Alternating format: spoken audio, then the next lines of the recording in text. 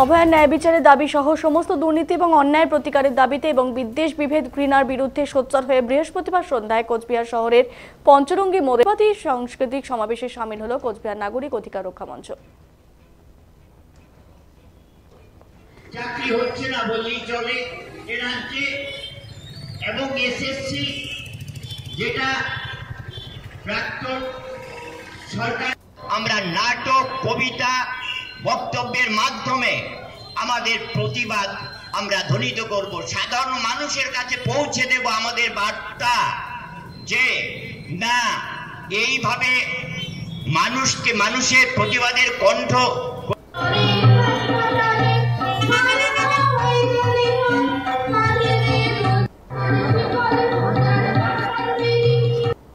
আমরা কোচবিহার নাগরিক অধিকার রক্ষা মঞ্চ থেকে বিভিন্ন সামাজিক কাজকর্ম করছি। মানুষের জীবনে যা প্রভাব বিস্তার করে, কুপ্রভাব সুপ্রভাব দুটো ক্ষেত্রে আমরা ক্রিয়াশীল। আজকে আমরা এখানে কর্মসূচি করছি। অভয়ার মৃত্যু ঘটেছে, অভয়াকে খুন করা হয়েছে, তার ন্যায় বিচার হয়নি আগে, তার দাবিতে এবং যে কোনো অন্যায় অবিচারের বিরুদ্ধে আমাদের পথসভা। এবং আপনারা জানেন ইতিমধ্যে বিভেদের রক্ত পশ্চিমবাংলাকে ছুঁয়েছে। দাঙ্গায় তিনজন মানুষ মারা গেছেন।